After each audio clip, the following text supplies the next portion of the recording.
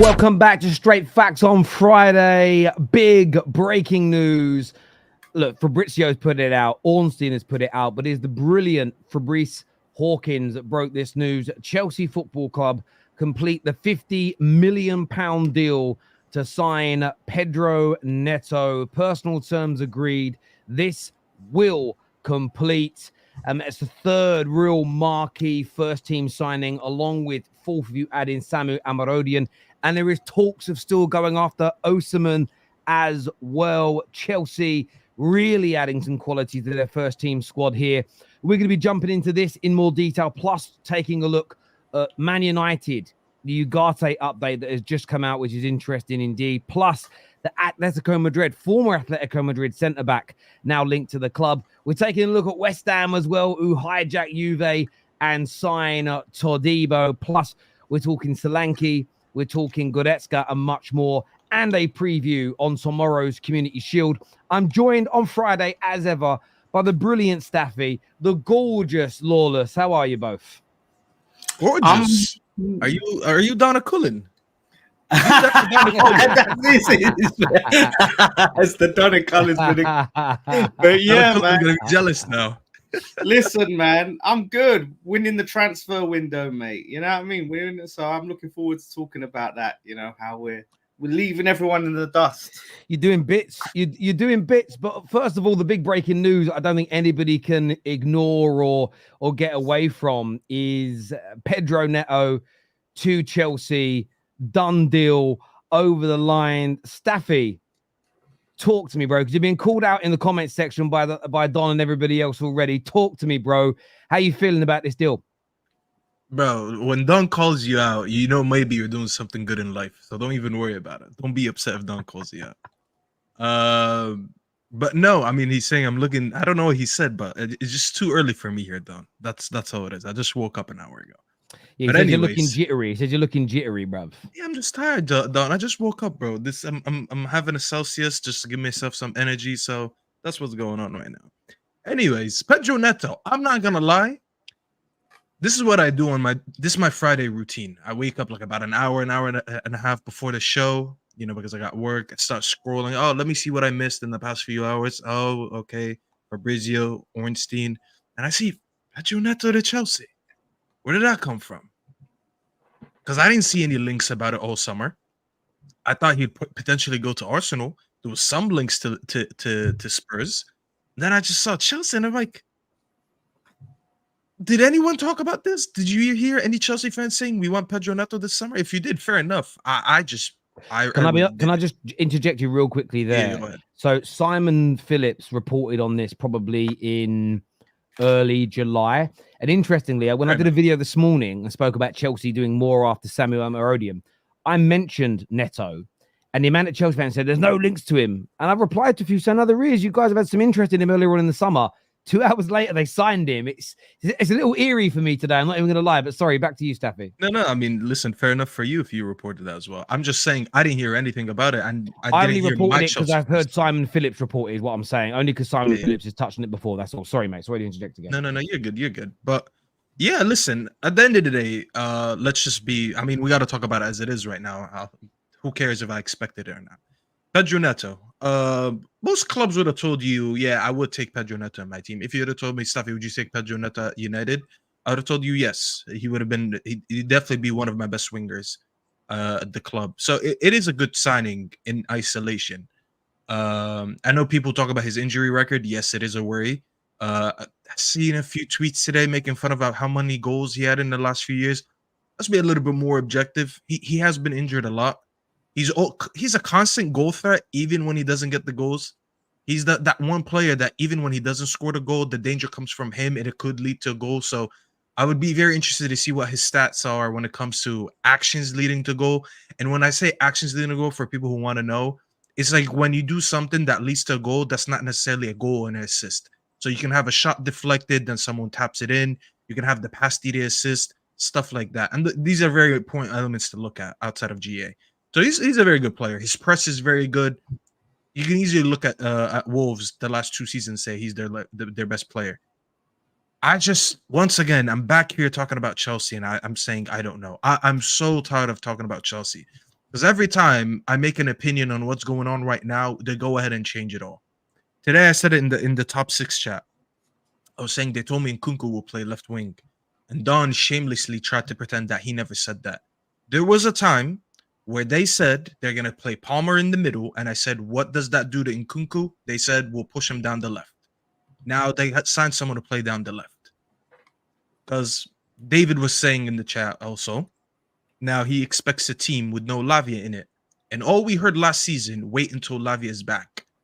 I'm not even trying to shit on Chelsea's parade. I'm really not. I'm not trying to sound like a hater, but I just look at all the signings that they make, all the changes that they make at once. They always make too many changes at once. And I'm looking at it again. I'm going to next season, and I'm like, I don't know what to expect, because everything they said to me, now it looks like it's going to be different, because I'm seeing a midfield that potentially might be Enzo Caicedo and what's his name, and Palmer playing in the middle.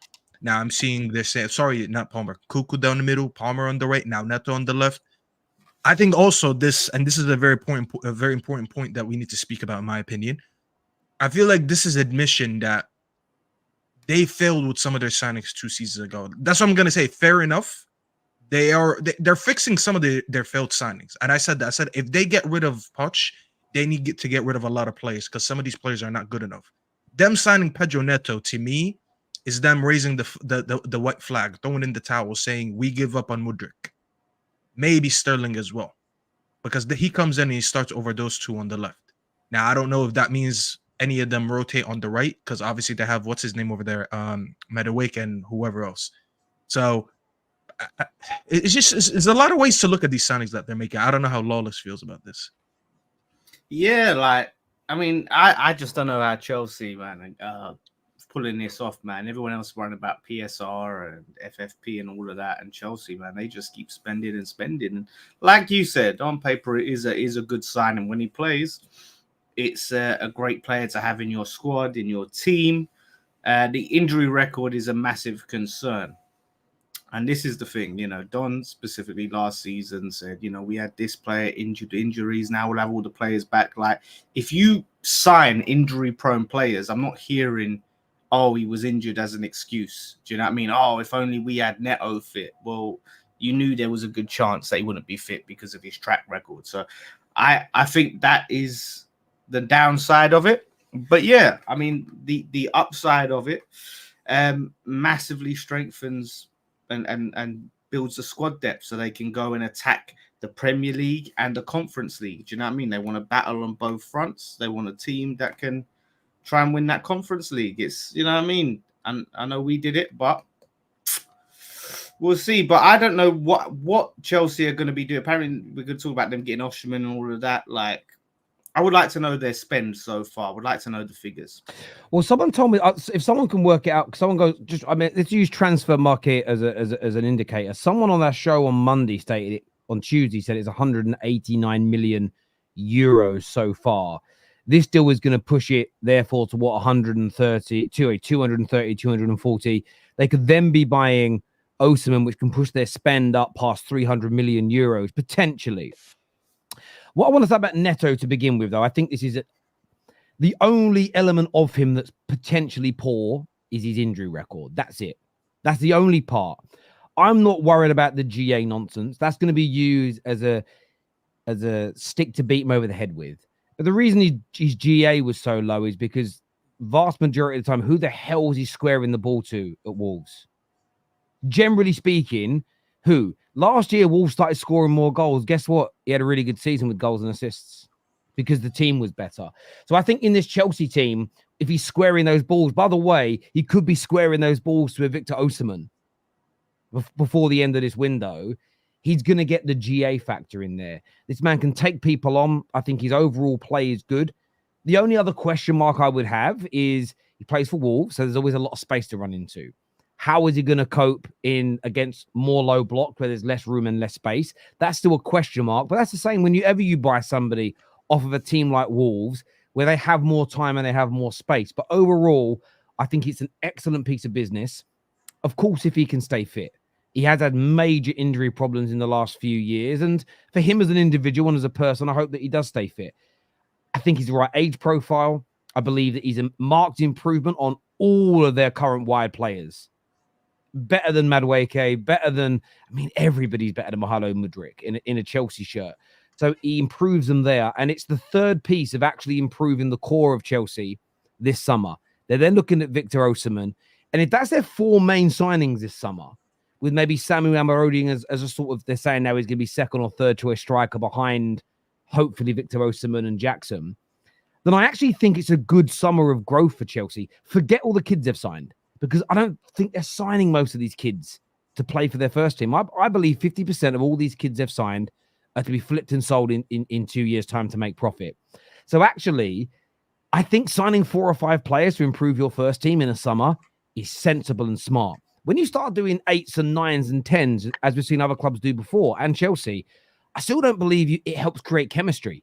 You're adding too many new factors into a team that's already got some disjointed issues. So if you've got Tosin, Dewsbury Hall, Pedro Neto, and potentially Osimhen coming into this Chelsea team, I believe that's enough for them to improve. If this manager is as good as they are telling us he is, there is no reason for them not to make to at the very least not challenge for the top 4 this season.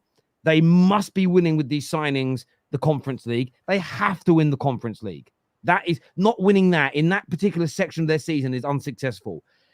And this should be a team that concedes far less than last season and a team that scores far more than last year.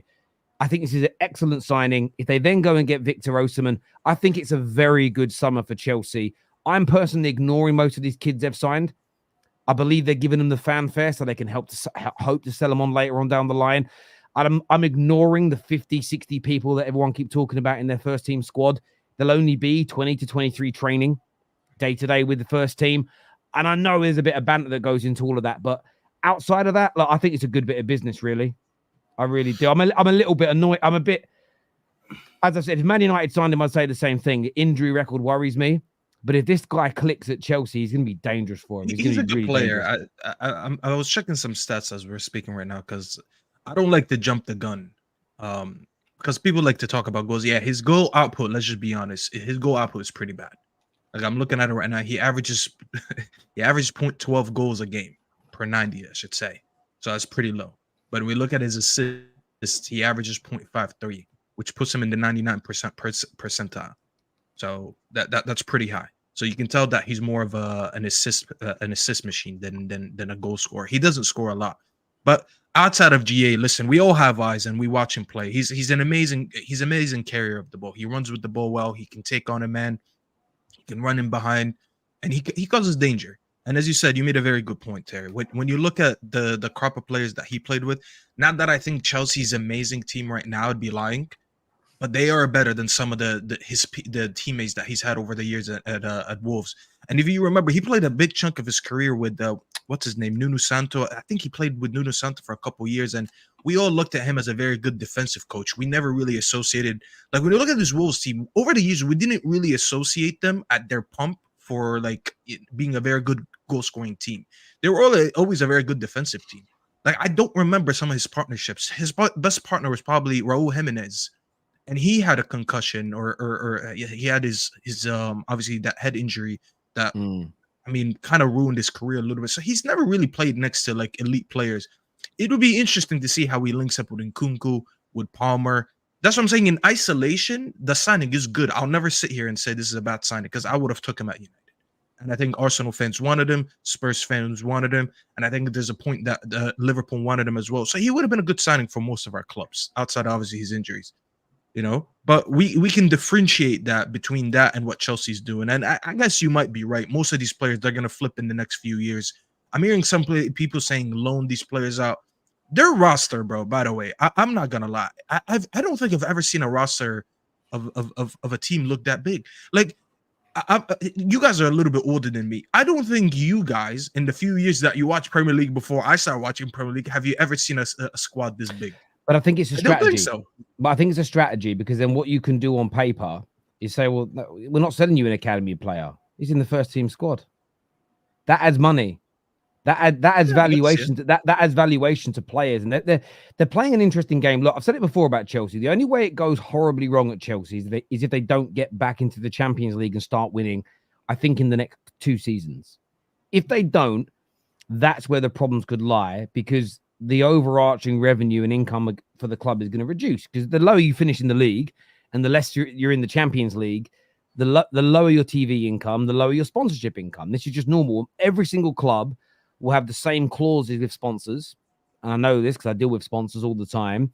You know, if you don't hit certain numbers, or if you of sales, like shirt sales, or if you're not in certain competition for a prolonged period of time, they reduce how much they're paying you. Plus, you get bonuses when you're in these competitions, or if you win them. So this is like Chelsea need to get back to winning ways. But the size of their squad, that's just one of those things for me right now. Where I say it could be a problem is if they don't get the success on the pitch and they have financial issues. Yes, they could sell some of these players, but then they still might not be progressing. But if they get back into the Champions League and they start progressing in that way, and then they sell 20 odd of these players, which I wouldn't be surprised, and they make just 50% return on each on top of what they paid, suddenly their income is going to fly into the 800, 900 million pound mark. Then they're going to have even more money to spend on players. So financially, I understand the strategy, but essentially, for all the crap, it's all dependent on them being successful on the pitch again. And that's where the biggest conversation around Chelsea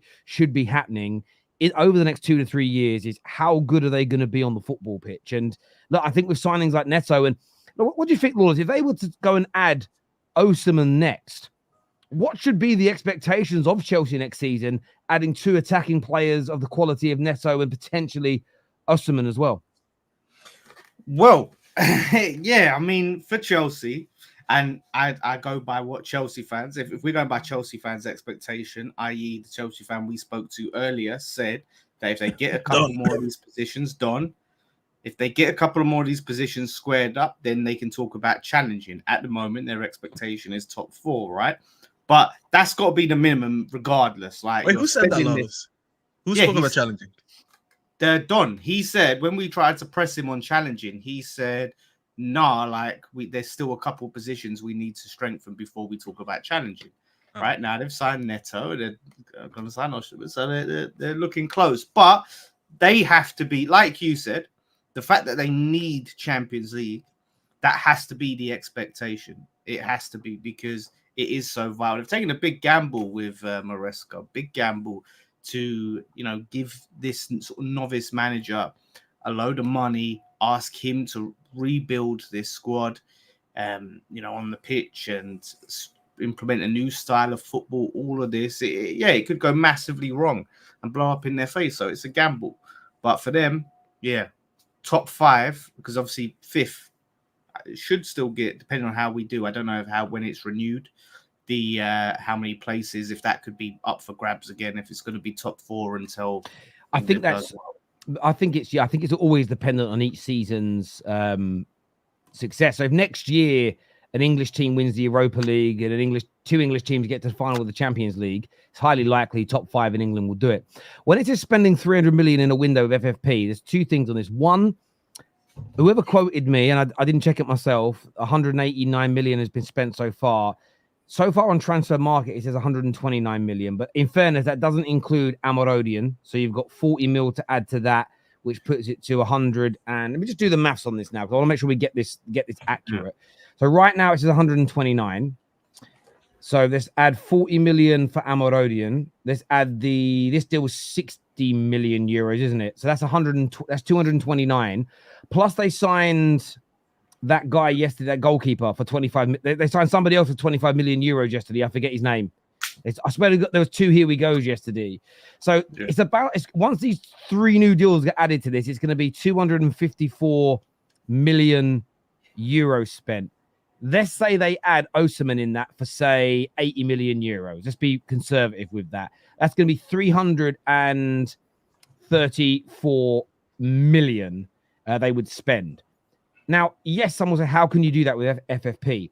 Well, so far, they've sold 100 million pounds worth of players. Now, I'm not doing net spend because net spend don't exist. They're also likely to get rid of Chalobah. Let's just add another 25 million on top of that, okay?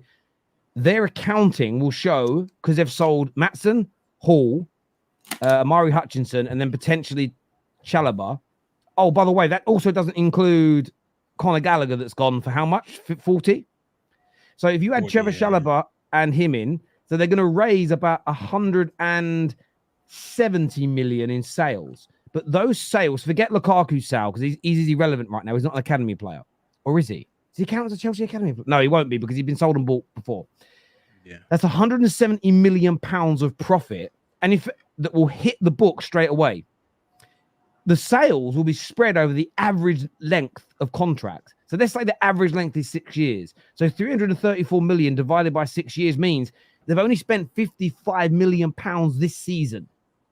You could add Broja to that list as well. So in terms of their income versus their outgoings on transfers this season, it will show around 150 to 200 million in, but only 55 million out. That's why doing net spend doesn't work in the reality. It's why net spend confuses people. They go, well, how can they be close to FFP but spend 300 million but only bring 100 in? It's because the accounting doesn't work that way, because net spend doesn't exist in the reality of football. The only way this catches up with Chelsea is without success on the football pitch and the need to keep buying and buying and buying and buying players, because eventually it catches up with you. You can't keep sticking it on credit, essentially. But I'd like to know their wages, though, their wage spend. That would be the interesting. Their wages is going to drop, though, because most of their new signings, Osimhen could break the mold on this, but most of their new signings are only on £150,000 and less. They are getting rid and have got rid in the last 2 years, and Lukaku could be the main guy. Most of their players earning 200,000 to 350, 400,000 are all going to be gone, maybe barring Raheem Sterling. So you'll probably find their wage bill has probably shrunk between 20 and 50 million pounds a year over the last 2 years. So their wage bill is a lot lower as well. But they've had to do part of this because their income has massively reduced because they're not in the Champions League. Like I said earlier, the only way this goes wrong for Chelsea is if in 2 years' time they're still finishing medium to low mid-table and they're not back in the Champions League, because then you're gonna have to buy more players again, but you're not going to have the new income to do it. And what you're not going to have potentially is the academy players that have that level of market value to help balance those books on pure profit. So it's a fine margin, but they need success, like everybody in reality. They spent a lot on manager payouts alone, on sacking managers. They've spent a lot. They go and sack. I don't know what contract Maresca's on, but that's another one. If they fail and they have to sack him and bring another manager in, that's more spend. So yeah, I mean that has to come into it. But yeah, it's crazy. It's crazy how they've managed to do that, really. And you are right. This is very right. There is residual spending as well that doesn't go into that. So account like agent fees, signing on fees, bonuses, etc. So there is that element in there as well, which is why I don't use net spend, because net spend tells you, and this I'm so glad this has all been debunked now and no one's going to use it anymore. According to net spend, Mbappe was a free transfer, but he's actually cost near on £200 million for Real Madrid to sign him. So it's because net spend tells you they must have £200 million to spend, right? Because he cost nothing. They don't, because they had to spend it on him. But look, Victor Osimhen, how much better do you think he could make them if they go and get that player next, Staffy? He has a lot of creators around him now. So if he goes in there, he has an easier job. I talked about him being limited as an all-round footballer versus finishing. He is a good finisher. He's just not good at so many other things that I like to rate a striker by. But yeah, he comes in. He has Nkunku, Palmer, and Neto around him. That's not a bad job to have. You know, you can easily see him coming into this Chelsea team and bagging like 20+ goals. You know, for the profile that he's been. He didn't have a good season last season, but I do believe he was injured for quite a long time. I think he only played 25 games in the league last season. I could be wrong. It could be around that. But 25, it means he missed like 13 games. So that's a lot of games. But we all remember the season before where they won the league. So yeah, he's had a very good season. He's had a poor season after it. So if anything, maybe that will help him with the price. You know, his price drops a little bit after not having the best year. But I don't think it's a hard job to come in and have these type of players around you. As I said, playing around Neto, Palmer, and Nkunku, they should put. There's going to be so many balls being served on a plate for their striker. Pause. You know, but yeah, I mean, it would be a good signing. I just think it's gonna set their expectations higher for next season, as it should right now. There should be pressure on the manager now, which I feel bad for, because I feel like every time they bring in a manager to give them a transitional season, they just end up signing so much players, and then they end up having seasons like last season, and they're not going to be patient. Like, you could just tell. We got to throw that at the window, because Hassam used to talk about that. He used to be like, they're impatient. We're never going to get to see an impatient Chelsea. Sorry, a patient Chelsea. Because we thought that they left that in the Abramovich era. Right now, it's actually worse. Because Abramovich never used to sign a player like every 2 days. Mate, I they've can't already remember been the last kicking day I off went over with Chelsea not pre-season. signing a player. Say that again? I was saying, you've seen the reactions to their pre-season performances. Like, some of them. Oh, their preseason has been horrific. But you know what's the funniest, It's Lawless? preseason. I'm seeing Chelsea fan reactions to signings. I swear they don't celebrate anymore. I saw a few of them say, "I'm not gonna." They were like, it's getting boring now. Like, let's give it a break. At least give us a few days before we sign. Like, even on days where they don't sign big names, they sign like that guy from Boca Juniors or whatever. I'm like, bro, like, if you have a here we go every day, I don't think you get excited. So that's a lot of pressure on the new manager, and I feel bad for him, because this definitely screams a season where they're gonna have high expectations, where they at least expect the top 4 and at least call for a trophy. So I feel bad for Maresca, and I'm not gonna lie. The more I see this, the more I'm convinced that he might get sacked this season, because I don't think he's ready to manage all these top players and achieve all these accomplishments. Right? We've seen them in preseason; they're so not ready. Their backline is horrific. I forgot who on your it was Tom Little yesterday saying that the last game they played, their goalkeeper got dribbled past 3 times. How does a goalkeeper get dribbled past 3 times in one game? That's insane. That's an insane stat. So we'll see what happens. I don't think they'll have a good season. I'm not gonna lie, but Osimhen, yeah, for their own sake, they should get him. Because what's his name? The other guy, the Spanish guy that just signed, Samu Amarodian. That guy's. I watched him. I'm not gonna lie, did some research about him. He's really not it. Like, I can't believe they signed this guy. And the fact that they signed him this thing for Osimhen just makes me feel confused. It's like, why did you sign him if you're gonna go for Osimhen? You could have just saved that money and went for Osimhen. Because that guy's not. He's a completely different profile than Jackson.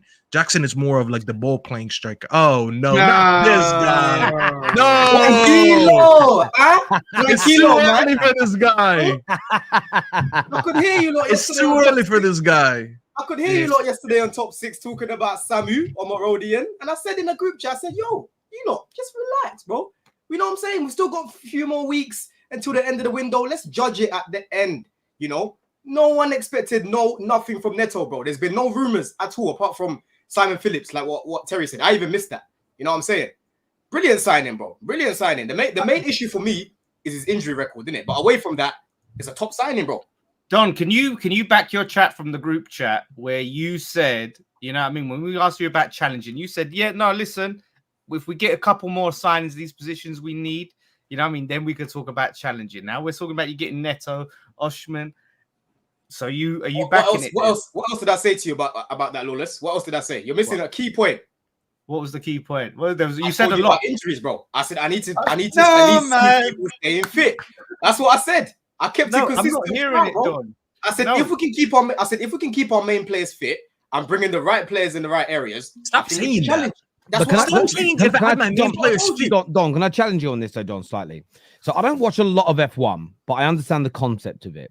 You can't state in your predictions, I think Lewis Hamilton's going to win this year if his engineering team don't make too many mistakes, because you know how good or bad the engine. If you're a fan of F1, then you know how good or bad the engineering team is, the manufacturers are, and if they're not very good at the moment, and they keep messing up, that should factor into your prediction. So, what I'm going to ask you is rephrase the question.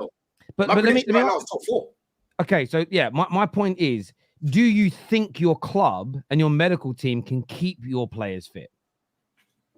Boy, I think we'll be better than last year. In all honesty, I think the style of play is going to help. We've got a new medical team now as well, but again, I need more evidence, Terry. It's bro. I was seeing guys dropping week in, week out, but like I said, I do think that the injuries will minimize in comparison to last year. You know what I mean? But like I said, bro, if during the season most of these guys can stay fit and we're still up there, my expectations will change. I'll start to say, listen, let's keep going at it. You know what I mean? But I'm being real. You lot try to call me deluded. I'm being realistic, bro. You don't want me to just come out here and say, yeah, we're gonna go challenge now. Nah, bro. It don't work like that because Cuckoo, Jota, all these guys sound good on paper, but if they're not available, I have to start going down. I have to start going down, and that's why I'm saying for me, I'm more confident in top 4 than I am challenging, right? But what I keep telling you lot is I believe these lot are more than capable of challenging with if they stay fit and the right additions. That's what I said to you lot, bro. I'm not gonna lie, bro. You're not getting top 4. I'm almost convinced you're not. Are you getting top 4? Are you getting top 4? Stop doing that, bro. I never sit here make a point because I'm talking about United. You hate when people do that. That's a serious question. Are you getting top 4? I'm gonna do what Don does. I'm gonna wait until the summer ends and I see all the signings before I make a prediction. But I'll tell you what, bro. You're down to the bones already, bro. No, but I'll tell you what, in the next couple weeks, depending on who we sign, because we actually got some injuries.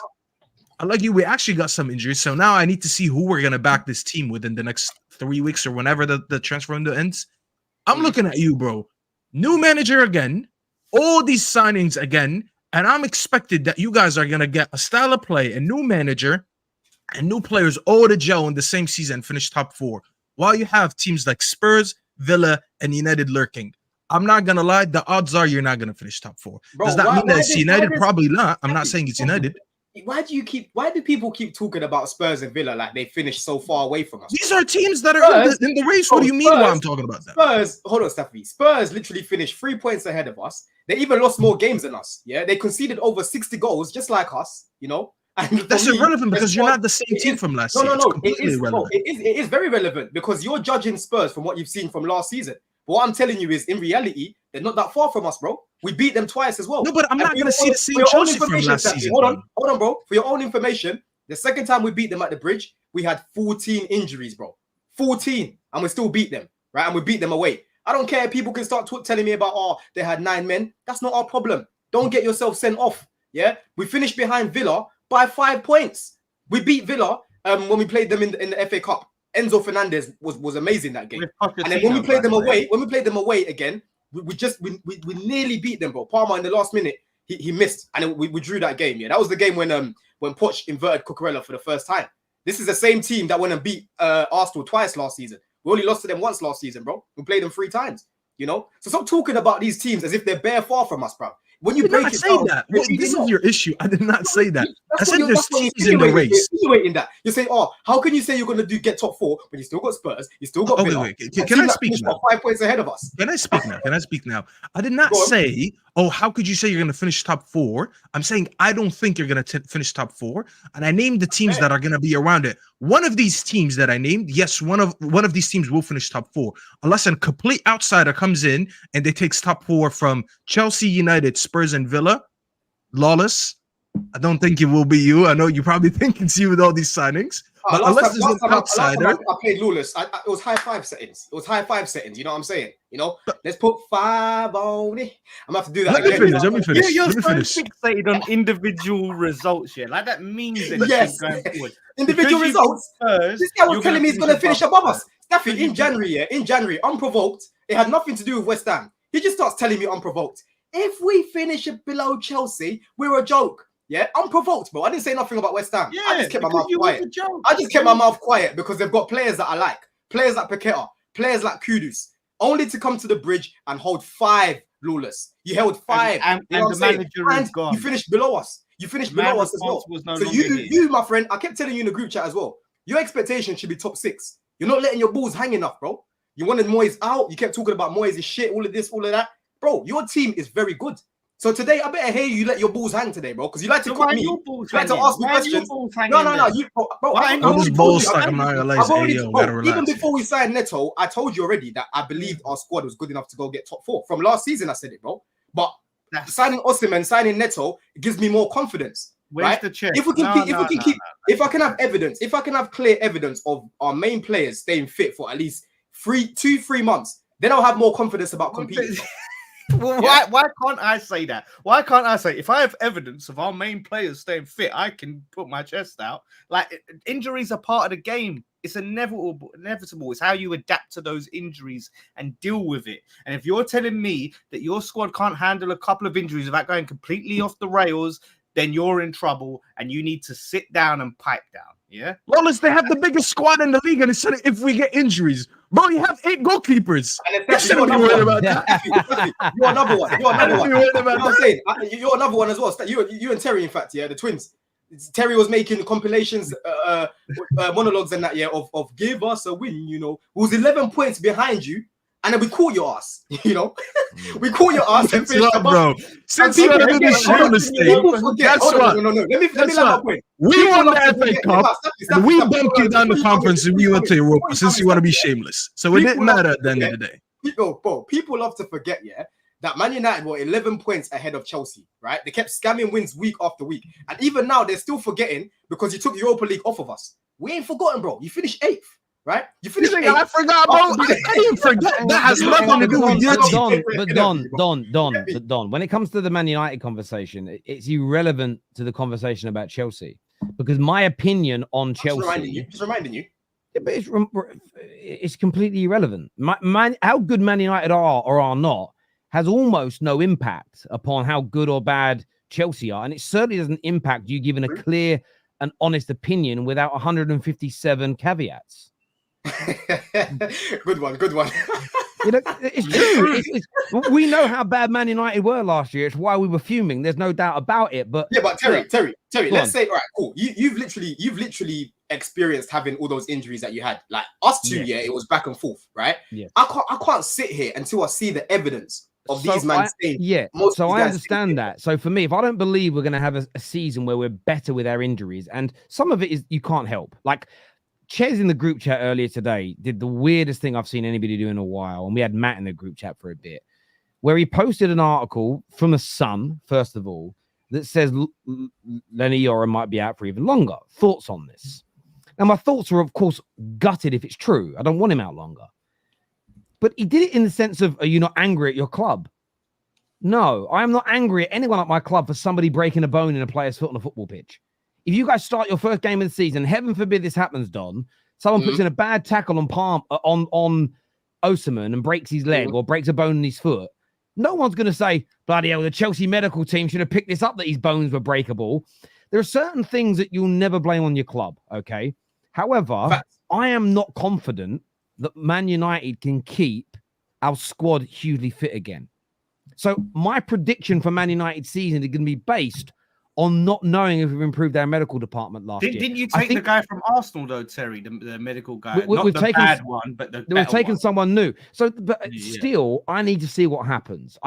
So my prediction for Man United, when I eventually make it, factors in who I think. So I know Luke Shaw's going to be injured for a part of our season. I just know this is a fact. So I have to factor these things in to my opinion. And if you think you've got injury-prone players and or a medical team that isn't very good, I feel like we have to just start factoring our opinions based on what we think's actually going to happen to our team. Because otherwise, and it's not just you, Don, it's predictions in general. I said the other day, I think Haaland will score 30 plus goals this season. What if he gets injured? Well, of course not if he gets injured. I shouldn't have to say that. We all know it means if he's fit and playing. The world's just got really weird about it. So let me ask you this question again before we move on. How do you think Chelsea are going to do now based on the signings you've got and everything you know about your club? I think it makes it easier to get top 4 with the likes of Neto because obviously he comes into the 11 and he improves the 11 straight away. You know, I keep telling you about the left-hand side. It stinks. You know what I'm trying to say? It stinks. As much as I like Mudryk and that, I think he's got a lot of potential. He's still got a lot of learning to do, you know? So, bro, Neto definitely helps us. Osimhen definitely helps us. You know, I don't like the signing of Omorodian. He definitely needs someone like an Osimhen to learn from, yeah, because he's very raw. You know what I mean? So, it just gives me a little bit more confidence in the attack that will have a little bit more quality up there, innit? But the main concern that I've got right now is the defense. Because individually, guys like Colwell, guys like Badiashile haven't been good enough. We still haven't been able to find our pairing, Terry. Because last year, Poch kept changing it. This time round, there's a few options. At the back, bro, you need the same pairing, bro. Arsenal, Saliba, Gabriel every single week. Tottenham, it's always Van de Ven and Romero. You know, that's what you want at the back, bro, to build that chemistry, to understand each other. And we're yet to have that. So he's got a big job to do, innit, between now and the game against Man City. I'm gonna be there at the bridge as well. You know, he's got a big job to do in terms of the defensive shape. At Leicester, it was quite good, bro. That's why they had the 3rd best defensive record.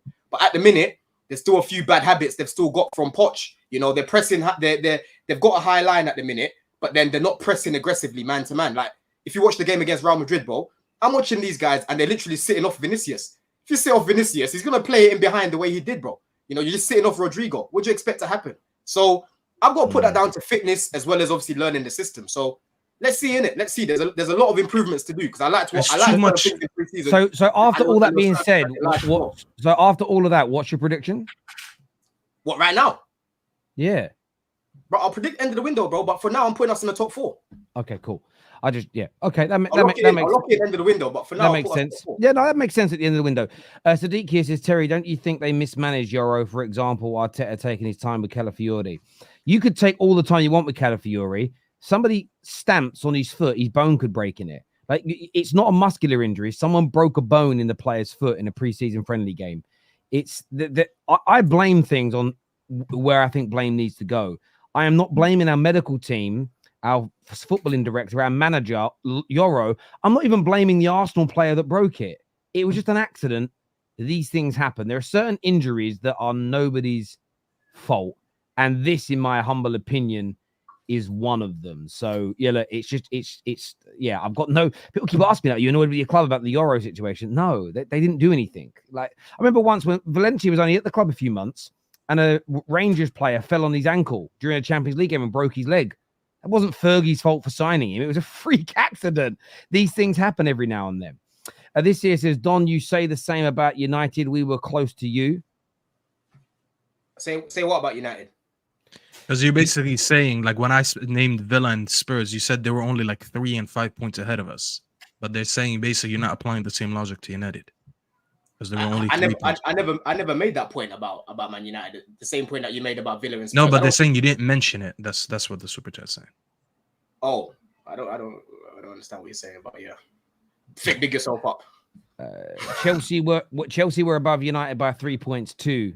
Essentially saying you sort of like laughing at Man United for you guys being better than that. No, I'm laughing at the fact that they were 11 points ahead of us. That's the context he's taken away. That's my point. We was 11 points behind you guys, bro. Don, come on, we never played that good of football. Let's just we knew what was going to happen in the end. We were winning and still here on the terrace match reaction, screaming on how bad the performance was every time we won a dodgy window. Come on, let's not revise this season. It's all well and good waiting for you lot to drop points, but then I'm seeing Bruno scoring the last minute goal against Fulham. I'm seeing Onana fly kick a man against Wolves and not give away a penalty, bro. You know, I'm seeing all these results where you're like getting away with it. So it was hard, like, bro. You know what I'm saying? I saw you get a penalty in a game where Madueke wasn't touched, and then you went on to win it. Like these things happen, bro. It's football, isn't it? Madueke skipped past Dallo, and Dallo tried to catch him and clipped him. That one. The one where he didn't touch him, yeah, that one. Oh yeah, I remember that one well. Exactly. Sorry, already done that one here. Day 455 of Don not answering a question properly. Mm-hmm. Imagine he's actually keeping count. If it's accurately 455, I'd be very impressed. Can you imagine someone's got a diary there and they've actually done it? That'd be hilarious. Someone go check when is the first time Don was on the terrace, and if it's 455 days ago, you owe that guy something like a membership. When we start winning again, bro, I'm telling you, bro, it's got to be peak for everyone. Prove them wrong, Don, and answer this question directly. As of now, are you finishing above Liverpool? The team that you have a better team. You did the combined 11. You said you've got better squad than Liverpool. Yes or no, you finishing above Liverpool as it stands? I think they'll still finish third as it stands. So all of that, you got the better team, everything. I never said we've got a better team. I said we've got a better squad. Like, how can people not comprehend this? It's very, very slow. Hang on a minute, Don. I'm going to jump in. I'm going to jump in and let you talk. League positions are generally determined by your squad and not your team. So if you've got a better squad, how are you not finishing above them? Hey, listen, right now, 3 and 4, it's up and down. One day I wake up, I'm like Chelsea. One day I wake up, I'm at Liverpool. One day I wake up, I'm at Chelsea. I'm up and down. And like I said, you'll get my final prediction end of the window, innit? But all I'm saying, when I'm saying that we've got a better squad than these guys, we still need to put the team together. England had a very good squad, but we had a shit team because of how it was put together. Same thing as us, bro. So you think Maresca could be like Southgate? No, I'm saying Maresca's got a good squad, but he needs to put it together to make a good team. And that's exactly what I said. I don't think you finished top 4 because it's going to take a lot of time for him to figure out this team. because he's still new in the job. Bro, he already, bro. If he was there last year, let me tell you something. Video after video after video after video of the team. He's already spoken about how much he knows about. I don't care about the videos, bro. Hold on. Let me just finish a point. He's got players that suit his style of play, bro. Yeah, right now, that bro, does not matter to me. No. Hold on. Let me just finish. Because I get interrupted a lot. If he was here last season, I would have been like, you know what? I expect him to do better this season. He still hasn't went through the trial and error that Poch went through last season. And that's the point that I'm trying to make. If you're giving him a carbon copy team of last season, I would expect him to do better. But you brought in a new manager, and this team is already different than last season. So that's what I'm saying. Whatever happened last season, most of it does not mean anything to me because he has now a new crop of players that whatever Poch did wrong will not matter because it won't be the same players. The majority, at least. Does that make sense?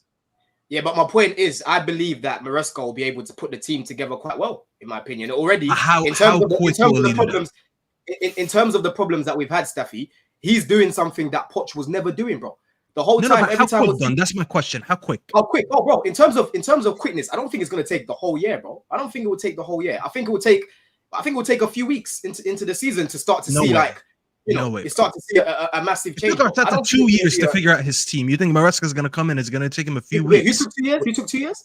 It took Arteta 2 years to figure out his team. He had to finish 2 years in a row to actually start getting this team done. Arteta was trying to weed out some dead flowers, bro. That's what he was trying to do. He didn't have. I'd rather that. Because he didn't have an overloaded squad in 2 years. Yeah, but bro, this is where you're proving my point for me though. Because when Arteta had Saliba in that year, the first time when he came back from preseason, they played Chelsea, right? And from that game, I could see already that there was a big change. Yeah, I could clearly see that these men were just popping the ball about. In terms of the patterns, defensively, they look really good as well. And that carried on into the season, right? And with these new players that you're talking about. And if you remember the season before they actually challenged, right? They were doing quite well, bro, towards the end. They were doing quite well. They were playing quite well. And then in the next season, they improved. So, bro, for me, how I look at it, a good coach doesn't take too long to implement his ideas. It's not going to be overnight, but I don't think it's going to be as long as what you're saying, bro. That's my point. And the same thing happened with Arteta. Listen, viewers, KJ, please clip this. I just want KJ to clip this part because we will revisit it. I promise you. Can. That's my opinion. That's your opinion, bro. Viewers, make sure you've hit the like button. Make sure you are subscribing as well. We're going to come back to some more of these super chats a little bit later. I want to jump into some other topics as well. We'll finish the Chelsea super chats and we're going to jump into some other topics. Chelsea is scary, Terry. Maresca gone by Christmas, I bet. Like I said before, Maresca's either going to be amazing or it's going to be a disaster. I think it's going to be one of the two. So it could be either for me. Who would answer a question properly, Igal or Don? Don. You want to know something? I love Igal though. Let me just try and get through these. Chelsea are gonna have to order at least 3 mega buses for all these players on match days. I did see a funny meme of like a triple double deckered bus all on top of each other. It was 4, I think. I think it was 4 different. United last season crunching Arsenal players. Karma. Well, again, I don't celebrate these things. So yeah, I wouldn't call it karma. These things just happen in football. I said it was an accident, but there we go. Chelsea look like they'll concede at least 25 goals in the first 3 months. If they make top 6, it will be a miracle, is what Ab says here. Why do Chelsea always seek to sign Arsenal scouted prospects? It seems a good example in Mudryk and Neto. I feel like they rely on other clubs' scouts. To be fair, Neto is an Arsenal prospect. He's very known in the league. The Mudryk one I hear, but come on, let's not act like we don't all know who Neto is. No, I hear that. This here says, sorry, Terry, they should never have allowed Euro to play as he did not train the day before. And I can understand that. He was literally at training. He was literally at training in UCLA. Yeah. At the end of the day, fair enough if he has a muscle injury. Fair enough if he does a cruise shoot or something. But somebody broke a bone in his foot. No matter how much training, listen, I used to go gym regular when I was younger. I used to compete at a good level of kickboxing. You can't grow muscle really on the top of your foot, bruv. Like there's nothing he could have done in a week of training to grow muscle on his foot that would have stopped the metatarsal from being broken. This is not on Man United in any capacity. I think we need to stop this nonsense now. Neto is talented, but missing 50 matches over 2 seasons would give me so much concern. 6 months injured last season. Wayne, and I think that's one thing. I don't think there's a Chelsea fan on earth who isn't slightly concerned about the injury problems with Neto. Moving on, so we will come back to some more of these super chats later. Zubimendi to Liverpool looks like it's going to happen. Staffy, how good a bit of business do you think this is going to be for them? I blame myself. I dropped a video on my channel on why we need to sign Zubimendi. Went to bed, woke up, and I saw he's going to Liverpool. I was like, damn, Liverpool watches my shit now? Well, listen, he's a very good player. I do have questions on how he fits their midfield, but individually, he's a very good player. I like him a lot. I spoke about him so many times. I'm pretty sure I spoke about him on Straight Facts a few times as well. One of the best ball-playing DMs in the world. You know, we've seen him, as I said, most recently, coming at halftime in that Euros final, and to fill in the shoes of Rodri and to do an excellent job like he did. It's just a sentiment of how good he is, and he's pretty young. And if you guys remember, I actually had this debate on the show with Arsenal fans when I said they should have went for him over Merino. And is that how you say his name, Merino? I think I always get his name wrong. But he's very good. The one thing that I don't like about that midfield in Liverpool, I just don't see who's the physical ball-winning midfielder. I feel like they'll lack a little bit of that because Zubimendi is more of a... if you really compare him to like a like-to-like, and I'm not saying he's his level before people just start saying, oh my God, did you hear what he said on Straight Facts? He's more of a Busquets, where he's just very elegant on the ball. He could win tackles, but like you're not looking at him. He's an amazing ball winner. You know, his aerial duels are pretty good. He wins like 80% of his aerial duels, which is a very high percentage. But he's not that physical. And I'm looking at him and I'm like, all right, so who's he playing next to? He's playing next to Szoboszlai and he's playing next to McAllister. They're all individually good, but sometimes it's all about relationships and it's all about chemistry that you have with your teammates. And I just don't know how good that midfielder is going to be off the ball. That's the only thing. On the ball, he gives them a different element. And they don't... For once, for the first time in like about almost a decade, we're not going to see Liverpool just playing one style and always like winning the ball and just bumping forward.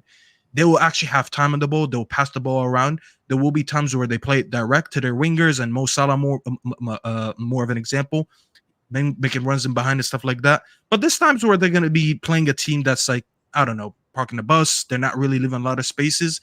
They'll win the ball high up the pitch, but they'll move it around. And that's one thing I like about high-pressing teams. And that's one thing United actually don't do, and which is why I wanted him. I don't like teams that just win the ball, and the first thing they do is just spam it into the box. Sometimes you need people who can put their foot on the ball and just pass it around in the midfield, no matter where you win it. If you win it high up the pitch or low down the pitch. So Zubimendi is going to give him that. He's going to help him control the ball in that midfield. He's a very good signing in terms of being on the ball. But as I said, I just have question marks in terms of off the ball. They might be a little bit exposed when it comes to that, but we'll wait and see. It's a good signing, though. It's interesting. Arsenal have been tracking him for, it seems like years. Like that should have been their guy, yeah. He should have 100% been their guy. Him next to Rice? Oof. Yeah, it's surprising. When you say that, though, they tracked James Maddison for years. Now, none of you would take James Maddison over Odegaard. No, but I feel like Zubimendi, there was more concrete talks than Maddison. Like I heard Maddison linked, but Zubimendi was constantly come up with Arsenal, constantly seeing like the fan channel like AFTV and that talking about coming close to signing him in seemingly every transfer window, like it was happening. So yeah, it's a strange one. I mean, I think there's a financial situation. Obviously, they're selling Eddie and Nketiah, which is going to free up some funds for them, but too little, too late. But yeah, like it's a position that Liverpool desperately need to strengthen a high quality player. So for them, it's good for them to see them actually finally making some moves and some serious moves in this window. Liverpool. It certainly is. It's a really good signing. Someone has sent me a link. I haven't read it through, that they might also Liverpool be trying to hijack the Ligt deal as well. And that would trigger a lot of Man United fans. But I mean, Real Sociedad, they're going to be potential competitors of Man United and Tottenham as we go into the season. But they could be losing Zubimendi, and it looks. I mean, you keep hearing the reports. It's imminent that Merino is going to be. Do you think they'll sell both, Terry? That's one question we should. Yeah, no, I do. I mean, you can only go by what the reports say, and then gauge an opinion on it. And whenever I've seen the updates from the Fabrizios, I know Ornstein hasn't spoke about it yet, but a lot of the top names. There was another one today from that came out today that just basically said he wants to join Arsenal. The clubs are just finalizing terms. They didn't even include him in a game recently. The charm offensive from Real Sociedad to keep Zubimendi is huge, where they're just seemingly happy to accept the money from Merino, who's got 1 year left on his contract, I believe, and is not going to renew. So I almost feel like, to a degree, Sociedad are kind of being forced into this. They can't stop Zubimendi if he wants to leave, and they want to get some money in for Merino, because you're probably looking at 2 players with lengthy contracts with no buyout clauses. You might be looking at 100 to 150 million pounds worth of talent, but they might end up getting 70 to 80 from both this year. But if they don't, they might end up with losing one for free and only getting 60 odd million in. So they have to be smart, Sociedad, and ensure that they at least get some money in. So I think you could see both leave, which, from a Man United fans' point of view, where we've got to go up against them potentially next year, losing their main 2 midfield players, I'm not going to lie, it's a bit like the Wolves thing with Neto. The one thing I'm happy about is Neto has given us nightmares. At least playing Wolves on paper is going to be a little bit easier now. Chelsea were always difficult for Man United. So, yeah, no, I think that Zubimendi will join Liverpool, and I think Arsenal will get the Merino deal over the line and strengthen their midfield, really. So, yeah, I think both those deals personally will happen. I think with this midfield that Liverpool going with next season, I think what's his name? I think Sabazza is gonna have a bad season because he's gonna be playing yeah. So I think he's gonna be playing a deeper role again. And when I'm looking at it, because I'm trying to look how that midfield is gonna be. Is it gonna be 1 DM and 2 8s, or a double pivot and a 10? And I'm leaning more towards, and I could be wrong. I'm leaning more towards it's gonna be Zubimendi the DM, McAllister and Sabazza running the 8s. Now, McAllister, I trust him to run the 8. I think he's a very good player. He could play deeper. He could play higher. Zubimendi, obviously, is the 6. Sabazza, we've seen him struggle last season doing the Henderson role that Klopp asked him to do. And we've seen, like, he had a disappointing year, but you need to have him higher up the pitch. He needs to be playing more of a Bruno role, because it's very similar to Bruno. They're both very wasteful, but they could deliver something in the final third. And I'm looking at it and I'm like, are they going to do that next season? Are they going to play him in the 10? And I really don't know how that midfield looks like. If they play him in the 8, he plays a deeper role like last season, I think he's going to have another bad season. So that's what I'm saying. I'm looking at the midfielders individually, good names, collectively, not sure. I just need to see it. Sorry. Yeah, people in the chat saying he's probably going to play the 10, so. No, I was listening. I had a DM come through from the financial guy, that Stefan guy who's on TalkSport. He just DM'd me, and I was like, oh, I want to read this later. So I'm just I'm intrigued about what he's going to say. So I got thrown off there. But look, Liverpool's whole team, I wouldn't say the word confuses me. Whenever you get a new manager, there's always typically there's like a new hero, but there's always a new loser that maybe you don't expect to be the loser. And it could be anybody. You never quite know, because the system will have differences from Klopp's. And we've already watched it. I thought they looked really good in preseason, Liverpool. Breaking bit of news and an update as well on Manchester United's pursuit of Ugarte. This comes from Plattenberg. And a few days ago, when it was announced the deal was off, my instant reaction was essentially what I've just read here. But I will read it out to everybody so that you can all hear it. And what he has updated just 4 minutes ago is, I've been told that Man United and PSG are still in negotiations to find an agreement on a personal deal for Manuel Ugarte. Ugarte wants to join United. Jorge Mendes wants to make the deal happen with Man United. And with Man United have explored more options for central midfield, but you got the Ugarte deal, but Ugarte deal was a priority and not 100% off the table at this stage. And this reminds me very much of, I think the Fulham and McTominay one will go like this. You saw Marseille and Eddie Nketiah. They're off the table. They're on again. It's only a few weeks ago we were told that West Ham and Todibo weren't going to happen. He was going Juve, and then it did. So listen, there's some really... And there's some interesting ones there. But do you think Man United will get Ugarte over the line, Staffy? It really depends on the price. I think if we end up getting him, it's probably going to be a loan deal, because that's initially what we wanted. I know PSG are trying to offload him because they signed Joao Neves. So they're just trying to max their money, which is fair enough. I mean, they're trying to do what's best for their business. I just don't see a scenario where we're going to sign him for the fee that we actually rate him at, which should be about, I think he's worth about 30 mil.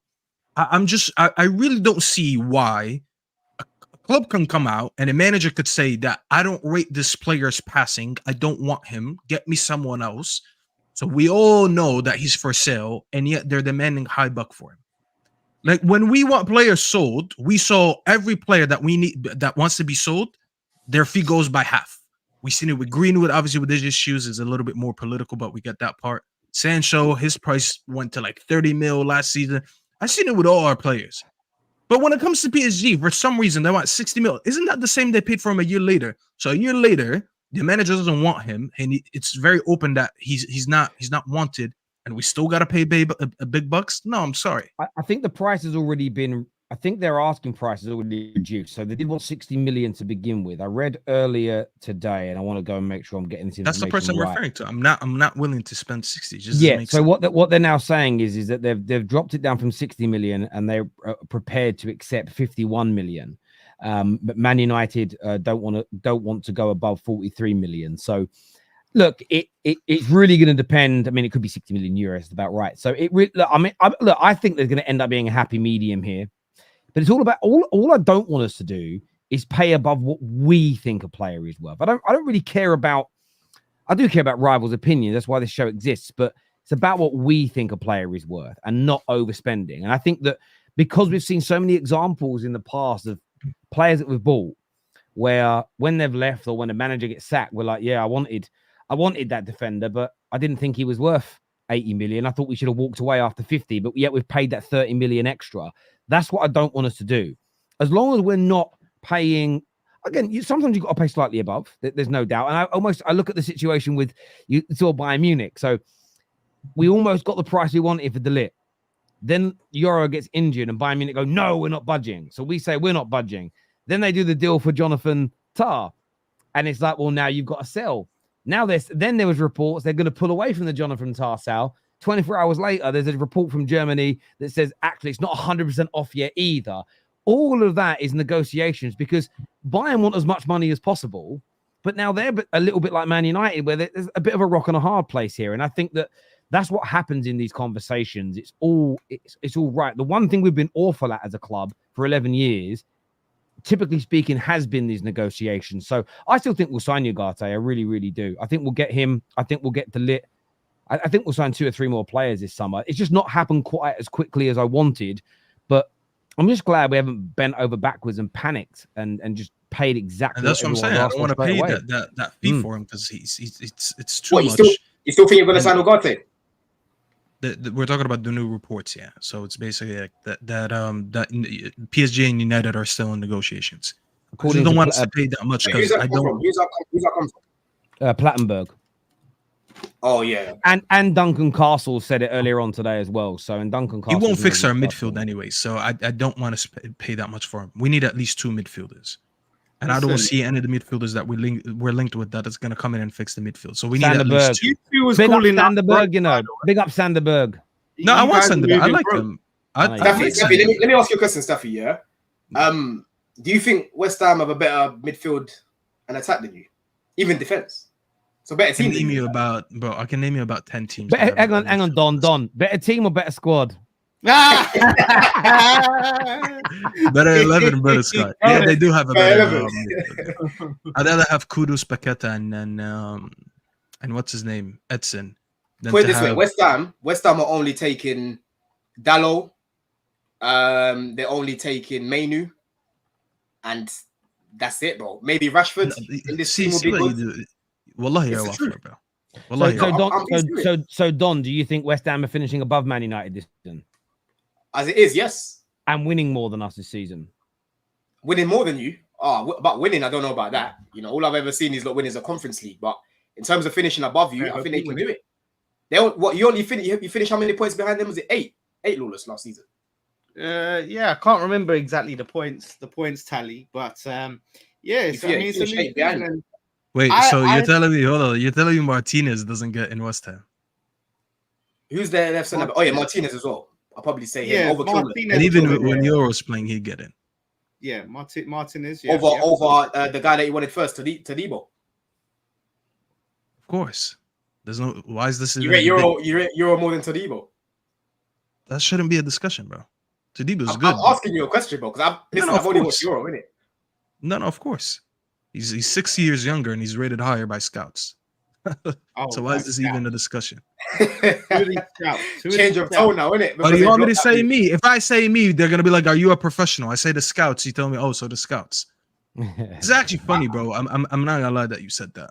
Do you know what? It's so funny, like seeing this and speaking to KJ earlier. I was so mystified because on this show we talk about Man United every week, of course, and it's very positive, very glowing about how Man United are moving. But speaking to KJ, it was a completely different tone, a different energy, and different words that I'm hearing about your struggle to sign players going forward and not being able to bring in what you need. So I don't know who to believe. Because I said we have better players, it means I'm positive. Hang on. Sorry, let me just jump in for a second because I speak to KJ regularly about this. When you say there's different energy, repeat what KJ said again, because KJ is someone that I know that isn't panicking about Man. He wants more business, but he understands that it's going to take 2 to 3 years to fix Manchester United. There's no panic in KJ whatsoever. He's put. I think I read that he put Man United like 9th this season. You're not in a European race. You're not getting the players that you need in this season. Okay. So again, there's a difference here, and I want to express something, and I am speaking on behalf of KJ. But me and KJ we work together. We talk about this stuff a lot. So KJ, come in the chat if I'm getting this slightly wrong because I don't want to misrepresent you. But KJ's happy with what we're doing in terms of our operations. He doesn't want us overpaying for players and selling people below value. He wants us to start as we mean to go on.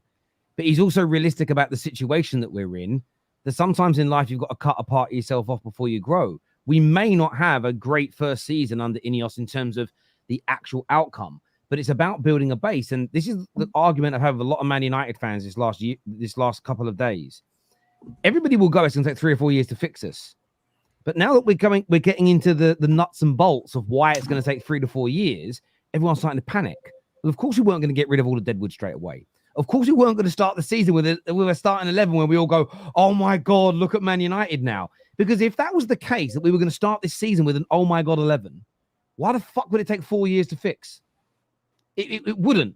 So it was always going to take this amount of time. However, where we are in the reality of the situation, of where we are in the overarching view of football, versus the progression we've started to make is a different conversation. If you're 10 stone overweight, you started in the gym, you've lost a stone, you're feeling positive, you're happy with the direction that you're going in, it doesn't mean you think you can win Mr. Universe.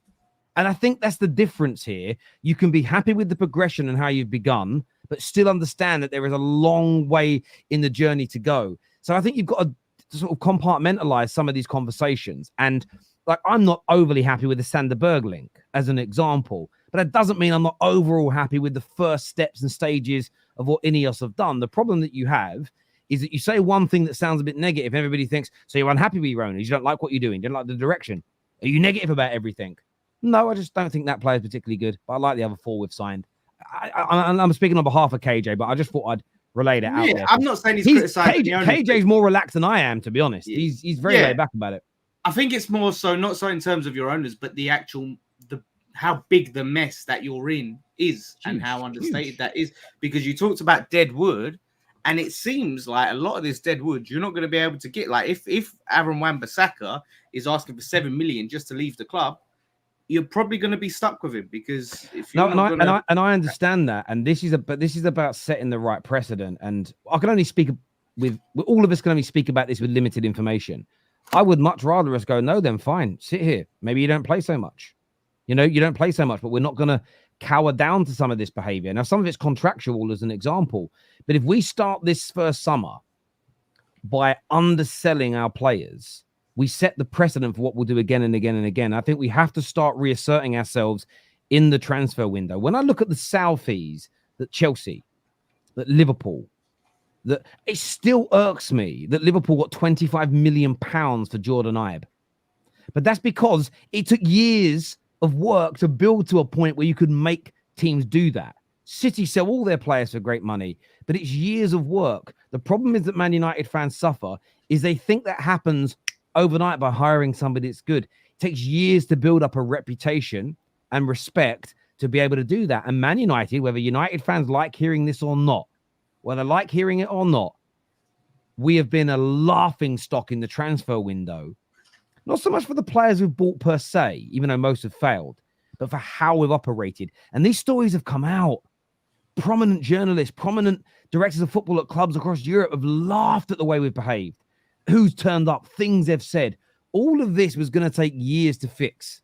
And I just think some Man United fans who have ignored all of this for 11 years and have just gone, it's Jose's fault. Oh, it's Ollie's fault. Sack Ollie, will be fixed. All these lame-brained delinquents from outer space, they're the ones who are now struggling the most. Because anybody that thought it was just the fucking manager and his tactics is a fool. And you're a fool because there's been enough articles and enough conversations, enough evidence to explain that it was beyond that. And the fact that everyone's like, well, I said it would take 3 years to fix, but I just said it because microwaves. Like, why were you saying it then? If you didn't think there was going to be all these problems to fucking fix. That's why I call them morons, lame brains from outer space. They're dumb. They're either dumb or they're deliberately being angry for no reason. It's got to be one of those two things. Can I remind you, by the way? No, I was going to say, we're talking on selling players. The mad thing is, and it just come in my head, David Moyes wanted to give you guys about 70 million for Maguire and McTominay, and because of the contracts they're on, they wanted paying to come. So that, which is phenomenal. And this is exactly it. So we could have ended up where we got 70 million for a player, and then we end up losing 30 million of it to who the fuck signed these contracts off? It's crazy. And this is the thing. As a Man United fan, I'm embarrassed about it. But how can I be angry at the new people managing the club that are dealing with these legacy issues? No one currently running our football operations signed off on these contracts, but they've got to circumnavigate the exits through this. And I think what they'll end up doing is trying to work on happy mediums with people. They're going to try and work on happy mediums with people, and maybe instead of giving somebody 8 million, 9 million the fee, all right, okay, look, we'll give you 3.5, 4. We're still going to lose some on this because the contracts are there. You can't just tear up the contracts, but we have to start setting a precedent that we won't be pushed around and bullied. And this is why I said this. I didn't know about this particular clause, but am I shocked? Not at all. This is why I've said it's a 3 to 4 year process, because we were never going to fix our squad. We were never going to fix all our problems within a year. What you'll also see happen, and Man United fans, brace yourself, there'll be improvements because things will start to get better. Then we'll go through some rough times, and old habits will die hard, and some people will start to behave how they did in the bad days, and that will cause problems. It all takes years to iron out. Everything in life is like this. You can break things very quickly and easily. It always takes twice as long, 3 times as long sometimes to fix these things, and it is hard work. And every Man United fan has got to strap themselves in. Now, what that doesn't mean, for again, the lame brains that are going to go, but what if the manager's not performing? What if a player's playing badly? Those guys can be dropped and or sacked. But the overarching approach we take as a club, we need to be patient with it, because anyone that thinks we're going to be as good as Real Madrid after a year because of new owners, I'm sorry to say it, you're a moron. Hey, we have a new tunnel now, so don't underestimate us. That's all I'm saying. They're saying Solanke's wrapped. Solanke, is it an Ornstein bomber? Let's go and have a look. Come on. Damn, man. That's my dog, man. That's my Cobham dog. There it is. Man. Spurs have reached a total agreement with Bournemouth for Dominic Solanke, which is big, £65 million. Term is in place for 6-year contract. Medical tonight and tomorrow, because they have to do 2 of them. That's to process that as well with what they have to do. They have to do this thing where they do the first half and then they send the medical report to Bournemouth. It all gets cross-referenced to make sure it matches, then they do the second one. But yeah, that's done, dusted. Solanke, 65 million. I'm going to go to Lawless first on this. I nearly called you Potsy then, but Lawless first on this. As a big rival of Tottenham, what do you make of this business, brother? Do you know what? Yeah, I have to be real. I have to admit, I think that's a very, very good signing for them. Like I said, some of the Spurs fans will say, I was speaking as a Spurs fan saying, they've slightly overpaid. But in this market for strikers, Premier League proven strikers, the one that's been doing it in a Bournemouth side, that's typically not been competing at the top half of the table. Yeah, I think that's massively important to get that signing done. To get that focal point for them. Like Richarlison's looking like he's not up to it, but it's a good bit of squad depth at the top of the pitch. Like they desperately need to get their depth sorted in midfield defense. I was saying this online earlier, like a couple of injuries and everything crumbles at the back with how Ange Postecoglou plays. But yeah, it was either, Ivan Toney or Solanke. Both very similar in terms of output. So yeah, like I think they should be really happy with that. It's going to be interesting to see how he plays in that, expansive team. He's going to have chances galore, really. So yeah, great signing for them, and I think it's important for them to now, because they've been a bit slow in this window. It's important for them to move quickly in those other areas. And I'm surprised, really, that Chelsea, like I said, Don was talking about his Cobham guy. I think that's a better signing than Osimhen.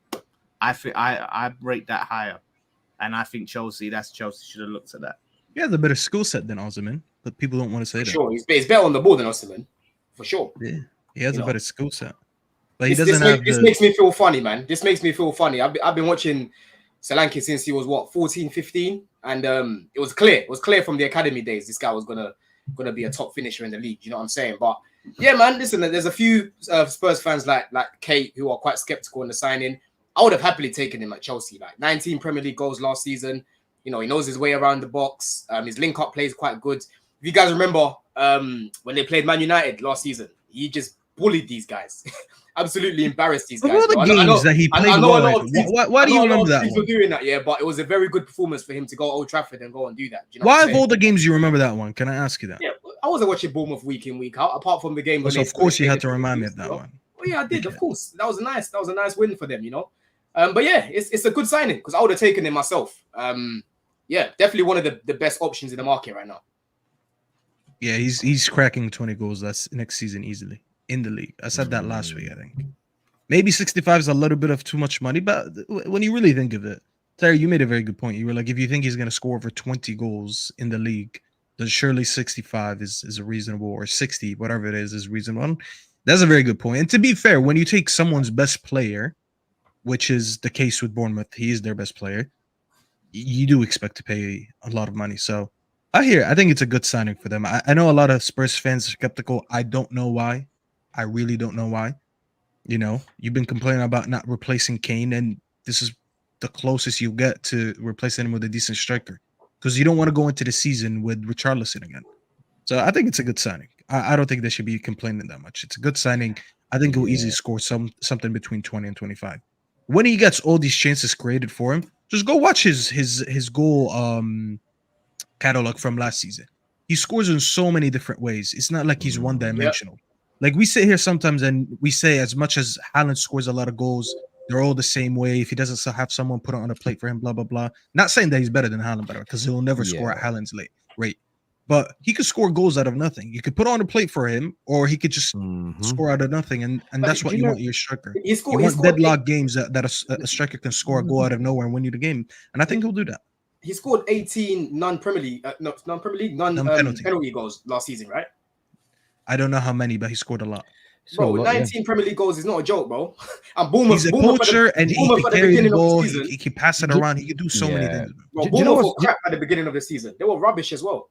It took him time. Can I make a bet right now, Terry? Not necessarily a bet with someone, but a bet that something will happen next season. And you could go ahead and clip this. I think Solanke is going to have a better season than Ollie Watkins next year. Ooh. Why are you putting yourself in the fire like that? They've got Maatsen, they've got Onana, they've got ballers there as well, But you know what it is, Don? What was the need for that? Some takes no, but it makes it fun. Like, I don't mind being wrong sometimes, but it is a good thing to look forward to next season. Like, now I'm gonna have people in the chat thinking, "Oh, do you really think he's gonna have a better season than Ollie Watkins?" Because Ollie Watkins had a very good season last season, so now people rate him much higher than they did a year ago. I think Solanke is gonna have a better season. I don't think that's that crazy a shout. I don't think that's that crazy. Considering, it's just, I don't know. It's a decent thing to revisit a year from now. Be like, oh, remember when he said that? Do you know what Solanke's biggest issue was? He was coming through at Chelsea, when Chelsea seldom gave opportunity to youngsters. I always felt Chelsea, especially in the peak Roman era, was one of the worst places for you to be as a kid, because everything was win now, and there was almost no time to develop these youngsters unless you were ready day one, and most are not. He then went to Liverpool, and again, Liverpool have developed some young players in the Premier League era, but again, I just don't think that's one of their strong suits. Yeah, but he didn't suit them, Terry. He didn't really suit And it their was their style. banter era still. It was before they start getting their best players. So I understand that. So he kind of was at two big clubs and he didn't get enough game time in his formative years and he missed a lot of early development. He then started to play regularly. It's almost like he's 2 or 3 years behind where he probably should be due to a lack of first-team football. And it's a message, really, that I genuinely mean this. If any of my sons or my daughter, but more so my sons, because I understand men's football more, if my son gets up with the opportunity to go through Southampton's academy or Chelsea's, I'm picking Southampton. If he has the opportunity to go through, I don't bloody know, Crystal Palace's academy or Liverpool's, I'm picking Crystal Palace's. Because over Chelsea's, that's an insane take. I'm not gonna lie. No, it's Chelsea's not. academy. The money they will give Solanke when he was in his It isn't though, because when you actually think about it, those clubs, they have developed a handful of absolute stars that play for their clubs, but you have got to be at the absolute, like you've got to be Trent. You come out at 18, you're ready for first team football. Most 18, 19-year-olds, no matter how good you become, are not that at that age. The point I'm making is when it comes to Solanke, he, I think, was just at the wrong two clubs at the beginning of his career. If he came through Bournemouth, I think the player we're now seeing would have seen 4 or 5 years ago. But it's just taking him time to get the game time to hone in his skills. He spent far too many years sitting on the bench. You don't develop sitting on the bench. And like I'm saying, I'm not slagging anyone's academies off. I'm talking about the pathway to first team football, the regularity of opportunities you get. Southampton, in my opinion, developed far more players than what I've seen. Like the first team is, look at all Chelsea's academy players. They're all being so. None of you rate any of them. Yeah, I'm digging you out. It's true, Terry. It's true. It's true though, because if it wasn't for the transfer ban, bro, God knows where Mason would be right now. Mason Mount. Lord knows where Reece James would be. Lord knows where Tammy would be. Tomori. All these. I would honestly say Reece James legitimately, and his injuries have hurt him, is the only person I've seen come out of your academy since John Terry that I look at and go, that is Chelsea level. Everybody else has been good or squad players. But when you guys were at your, by the way, all these youngsters you've had playing the last couple of years, if you guys are at peak Drogba Chelsea level, they wouldn't have been playing. Yeah. So when Solanke, and that's not a dig. That's just your model. That's just your model. Solanke got his debut with Mourinho. I think it was 14-15 when he made his debut. And he was one of the players that Mourinho said, if he's not playing for England, then I've failed massively, because he rated him that much. Like in the academy, him and Tammy used to clear over 40 goals, bro, in the season. You know what I'm saying? So he's always had that ability. But like you're saying, there was just never a clear pathway to play ahead of Costa, to play. Even Drogba came back and Solanke was still behind him, you know? So and I get it. So listen, Chelsea, I think, can develop you as a youngster and make you a very, very good football player. But it's also about breaking into a first team. And sometimes it's just, they've got 3 or 4 players that are just better than you are at that stage, and you don't get the game time. And again, it's not a dig at Chelsea's academy or Liverpool's football club. It's the way you're set up, and I respect it. I do. I'm just stating that people that are like, well, Solanke's only just come good now. That's the reason why. 3 or 4 or 5 years too many sitting on benches. He should have left Chelsea and gone to a Bournemouth or a Southampton or a Brighton, where he would have got game time, where he would have been developed. Probably Brighton weren't in the right space at that point. And he'd be in a better spot. But I think it's a phenomenal bit of business. Sorry, he didn't even only come good now, though. Like, to get Bournemouth back up, this guy scored a lot of goals. Like, just similar to Tony, bro. Like, I know it's the championship. 29 goals in the championship. People forget about that. That's still a good output to put. That's a lot of goals. Yeah, 29 goals. To be fair, he kept them up last season. You can really argue that he's the one that kept them up. 19 goals, 3 assists. That's keeping him up. I genuinely think he's going to explode at Spurs. I think he's going to do very well. They create too many chances. I'm annoyed. You remember last season, one of the things that we talked about is how bad they were at finishing. Yeah, that's what I mean. He's going to lap it up. I've got a few super chats here. I don't want to miss out on any of these. First one says, Golden Boot race will be crazy. Solanke. He put Kai Havertz. Did you put in there, Matt? Can we Haaland, screenshot Watkins, this? Salah. Yeah, screenshot it, someone, please. Somebody. Yeah, I'm going to screenshot it one now. Let me know. He didn't even put Palmer in that. You know, that's crazy. Yeah, but he put Kai Havertz. This is why I love snipping tool. It's just like, it's so quick and easy. Thank you. Anyways, Kai Havertz. We wouldn't notice. Wish our fans could be like you, Terry, but instead they're saying that what Ten Hag did last season was more achievable than Ineos have done this window. I've heard people, I heard Goldbridge the other day say they should be doing an internal review on themselves after a bad summer. And I'm just like, Mark, I'm sorry, bro. I'm sorry. But that is so ridiculous. It's so ridiculous. You know, again, I implore anybody, go and buy a business that is in the gutter and try and turn it around. And let me show how hard it is and how long it takes. Terry, by the way, I just want to ask Matt for something. If he could come back with a super chat and let us know how many goals does he expect Havertz to score? Because if he's saying golden boot race, I'm assuming that he thinks he's going to score like at least 25 goals. Yeah, he's got to, because Haaland's scoring that with his eyes shut. Chelsea fans gassed off Neto with 11 goals in 4 years. I think talk about the Solanke thing. Merino is more of an 8 left-footed with a good defensive trait, acting like he's rejected us this season when he was a target before Rice's banter. Come on, you piece. Thank you, bro. Slightly off topic, Terry, how do you feel about Steve McLaren leaving to manage Jamaica's international team? Yeah, fair play to him. He was no longer really the assistant manager. I remember reading when we brought in the boys, Rude and the other guy, I forget his name now, Heck. And everyone's like, no one, basically the report said no one really quite knows what Steve McLaren's role is at the club anymore. And he was basically waiting. But yeah, fair play to him. He's a decent manager. We all know he's going out there for Terry, don't we? Pass the dutchie on the left hand side. You know what I'm saying? Listen, he's gonna have a great time. He's gonna have a great time, and you know, I've got a lot of Jamaican friends, so fingers crossed they do really well under Steve McLaren. Hopefully, he can go there and be as successful as he was when he was at FC20. That's what I'm hoping for. By the way, also, Matt said I hope he changes his accent like when he was in Holland as well. You know when he was in Holland and he's done his accent. I hope he starts doing the accent as well. He's got it. Matt said 21 goals for Havertz, by the way, today. He said in the chat. 21 goals for Havertz, fair enough. You're not in the golden boot race for that anyway, with Haaland around. But anyway, Euro has a higher ceiling, but Todibo is more proven and better right now, is what Nathaniel says. The only reason he's better right now is because he's in the hospital, bro. I'm sure I can probably go back to streams of you begging for Todibo until that got blocked. Who? Me? Yes, you. What does wanting Todibo have to do with me wanting Euro? I never thought we were going to get Euro. Terry will tell you. I never said that. I asked you a question. I spoke to Terry about Euro before we even linked with him. No, you said that right now. Because we was talking about who I was talking about who West Ham would take from United, right? They would take Euro, yeah, for the future and whatnot. But right now, you're starting to Todibo over Euro. First of all, okay. Hold on. First of all, last season in Ligue 1, Euro finished in team of the season and Todibo didn't. So if we're talking about the now, he is better than him right now already. And he's 6 years younger. Now, me wanting Todibo has nothing to do with Euro. I never thought we could get Euro. And that's what I'm telling you. Terry is here right now, and he'll tell you, I was talking about Euro before we were even linked with him. I told him, imagine if we could get this guy. He's so good, And I spoke about him, and I swear there was 0 links at the time.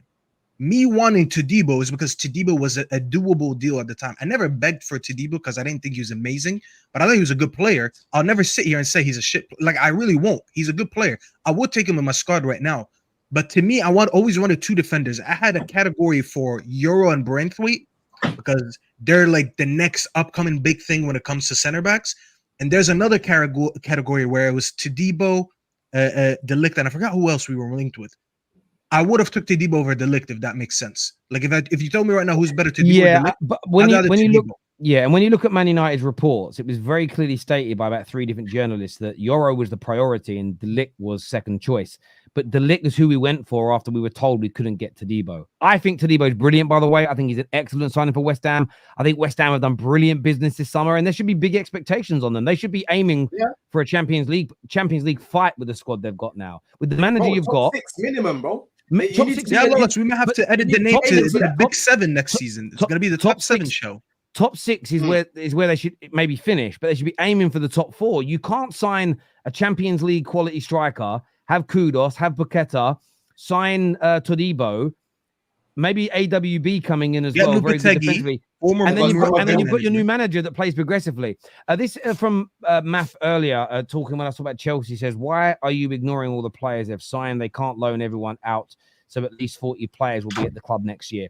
Now, I understand what you're saying when it comes to that. However, they're not all going to be in the same training sessions. They'll be compartmentalized. Some are going to be sold.